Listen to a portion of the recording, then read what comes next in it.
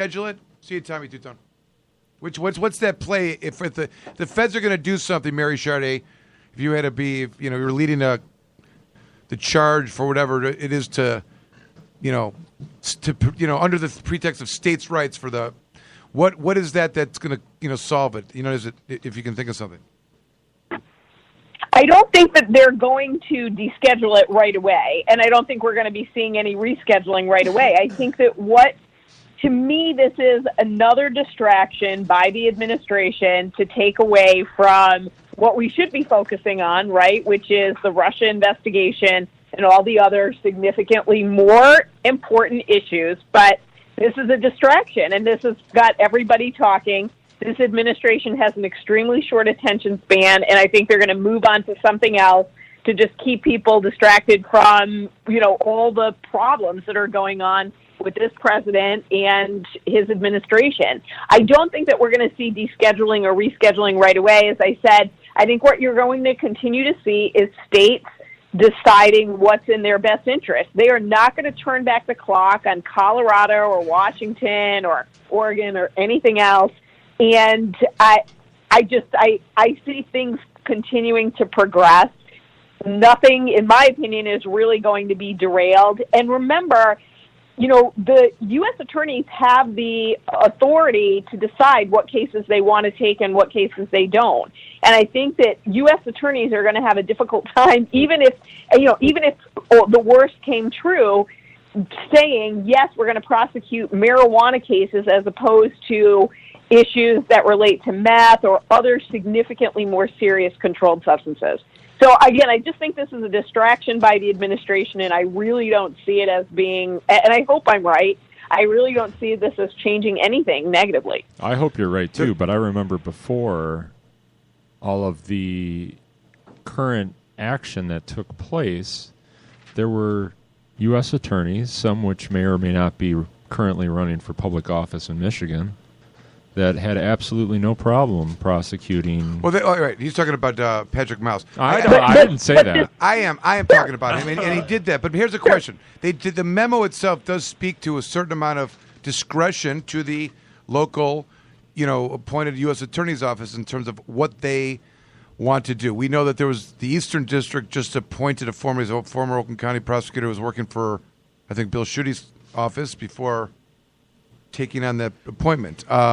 We don't know what his position is. I mean, coming from that background, we could probably think that he's not going to be. But it doesn't mean that of all the things to do in Detroit and the Eastern District federally, that marijuana should be the priority. I mean, there's nothing that's changed in the world like that's made that. You know what I mean? So I mean, it'd be interesting. I think they almost have an obligation. Like I almost think I would even argue it's the Attorney General's obligation to get them to disclose what their position is. At least, especially in light of what's going on. You know what I mean?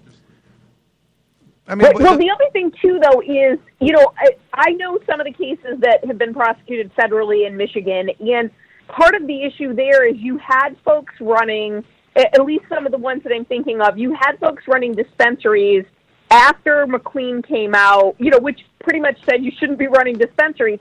And I'm not criticizing people for doing it at all, but I think we've got a very different landscape with the Facilities Licensing Act coming into play, where now there is a state law specifically allowing provisioning centers.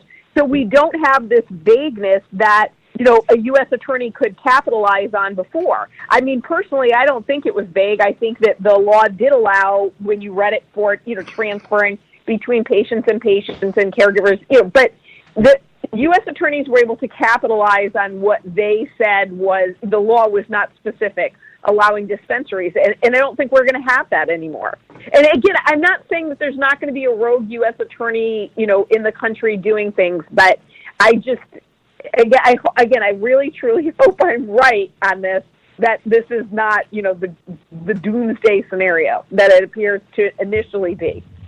Pardon, what do you think about this? Do you think the state is going to balk now? Or do they have another, is there anything significant you think they have to do now? Or do they just move along as the plan is and, produce the regs and just do it as, or does this change anything that the way that they're operating, do you think? You know, it's really unfortunate that we have an attorney general that's not going to stick up for the states and the state law. You know, we all know that Bill Schuette is not going to, unlike the attorney general in Colorado, who has come out and said, absolutely not, I'm going to fight you every single step of the way because this is what the voters of Colorado want, and this is what our constituents want. We're never going to allow you to do anything to our rights. Bill Schuette's not going to do that, right? But at the same time, I don't see him or anybody else or even our legislature changing our policy or changing the course that we are about to embark on. I think that the state is going to continue. They're going to have to continue to move forward with what we've begun and the Facilities Licensing Act. And Mary's absolutely right. It's no longer an issue of these dispensaries that are in operation and, you know, this gray area.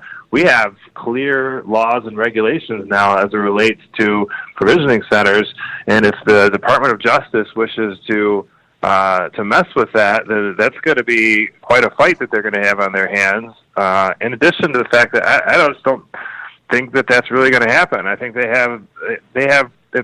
probably then should be going after traffickers, marijuana traffickers that are operating fully outside of what's contemplated within Michigan Medical Marijuana Act and the Facilities Licensing Act. And, you know, and I support that. They should continue to do that. But to the degree to which that somebody is operating within state law, that's, you know, what happened today, what happened is nothing more than just a distraction to an effort to try to, like I said, get legislatures, Congress to preclude or to amend that spending act to allow them to prosecute. And I don't think it's going to work. What about the recreational law though? It doesn't. Isn't it that the Rohrabacher doesn't actually don't have a recreational law? If they're right, I'm just talking about nationally speaking. Only applies to medical.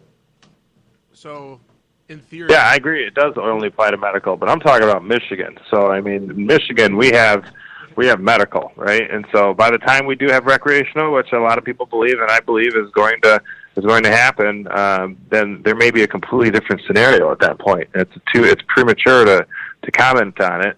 And with respect to other states that do have recreational, like Colorado, Washington, Alaska, Oregon, they're going to fight. I guarantee you, as I just saw the Attorney General just made comments today. Earlier, I saw it on TV. They're going to fight against any action that the Department of Justice may take, and it remains to be seen whether they're going to do anything anyway. All right. So listen. So the optimism, which I love from Mary. Let's assume that that's mostly for the medical, right, in terms of addressing that. And I do agree, like, the first and most important thing you could say is when he made that comment, he is out of the mainstream, right? 70% at least, I think the stats are, of the people believe in medical. And more than half the states, I think, have some program of some kind, right? But let's take it to the next level, make it more cataclysmic. Is that a word? Cataclysmic. Let's assume now, you know, because it just happened to coincide, as Barton pointed out, with the legalization going into effect in California the same day of the announcement. Like, I could just see spiritually and politically and all the way across the board, everything that California stands for is probably everything that Jeff Sessions stands against, right? I mean, I don't know. So let's say is it outside of reality that we're going to have a constitutional crisis in the federal government?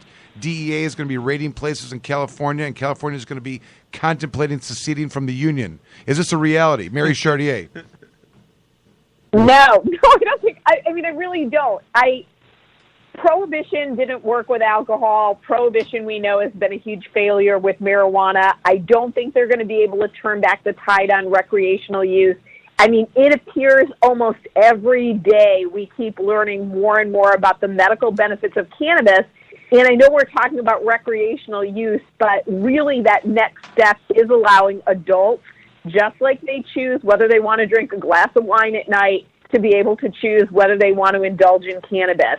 And so, you know, will there be some rocky areas with recreational use where someone may try and flex their muscles from the federal government? Sure. But they're not going to be able to shut down recreational use in states that choose to allow it. And I think as more and more states choose to allow it, more and more adults will see and we're just going to keep seeing people in support of adults having the freedom to choose whether they want to engage in cannabis use or not. So even though, again, I don't think the federal government will totally back down on recreational, but they're not going to be able to make wholesale changes. I mean, you just cannot put this sort of genie back in the bottle. I mean, imagine the federal government coming into Michigan and saying now you can't, to adults, you can't have a beer anymore. I mean, it's just, you can't turn back that clock. And I think that's a good thing. I'm glad they can't turn back the clock. So I just really think this is such a distraction as to really what we should be focusing on as voters, as citizens of this country. And it's getting us all worked up over something that, in the end, I don't think is going to change all the positive strides in the cannabis movement. I agree with everything you're saying. I mean, and I just, I guess I'm trying to play this out in a, if it wasn't all just Bart. Bart, do you, if there's a raid, I mean, are we? Is there plausibility there will be one raid by the DEA if this Blumenthal amendment doesn't pass? I mean, is it, if that knocks out? But that's really the key, because that's the legislative arm to protect it, right? I mean, if they continue to pass that with a little, this all becomes meaningless, right? It's something to hold on to. It doesn't mean it's going to stop the task forces from doing it. It doesn't mean that there isn't commandeering already going on, right? We've all had cases where it's a joint task force of federal officers, quasi-federal officers, sheriffs and local police that are all, whatever. Who knows who's working for who's getting paid by it? But I guess we're as close to this kind of situation where you're going to have, commandeering issues at a different level. Like if the federal government, it's set up for that. I'm not saying it's going to happen. I hope it's all distraction, as Mary suggests, but just for the sake of, political debate or the legal political, what happens? Let's take it there. Whose responsibility is to act at that point? And let's use California. Let's say that the DA starts raiding. Let's say they start taking out not just the recreational shops, but the medical also. What happens there? Is there a political and legal, police response to that? Does California have a state's right to do what they're doing and fight back against any intruder trying to stop them? I mean, if it goes there, I don't know. Someone just play along. I mean, there's all kinds of issues. There are issues with states' rights, but honestly, I think probably how something like that would be solved is at the political level, all behind the scenes, right? Because the U.S. attorneys who are making those decisions are appointed. There are going to be Republicans who are, not supportive of that, especially Republicans in California who are going to be, they were supporters of Trump. I mean, so there's going to be all this sort of backroom dealing, I think, to solve that problem before it would make its way into the courts. But even if it does make its way into the courts, I think there's absolutely issues with states' rights. For the sake of argument, I think Dana Rohrabacher is a Republican from California. Yeah. Right. Oh, that's great. Right. But I say this, and I think we all have experienced this as well. You meet the prosecutor that didn't go to law school to prosecute a marijuana case, but they don't have the courage to say to the police, the drug task force that brought the case, you messed up and I'm going to dismiss it. You know what I mean? They will steadfastly defend them, over the case. That happens quite a bit, and I feel like, the machine of the drug task forces and all that it is and the money that it brings in is, exponentially more powerful at the federal level. You know what I mean? That whole DEA program and what it does and where it goes and the money that it brings in and the places that it takes the government, other kind of political arenas of war and things like that. I don't know. It's just it's like a huge organization. Like they do, they want to go everywhere. And this is also a drive, I think, to flush out the quote unquote, the policy of immigration that they've been threatening about. It's another area to kind of, target and have funding for, and that's my fear. I always saw that, and there are a lot of other worse issues I agree that they should be focused on. I mean, the real question is like, where's the funding for the opioid problem?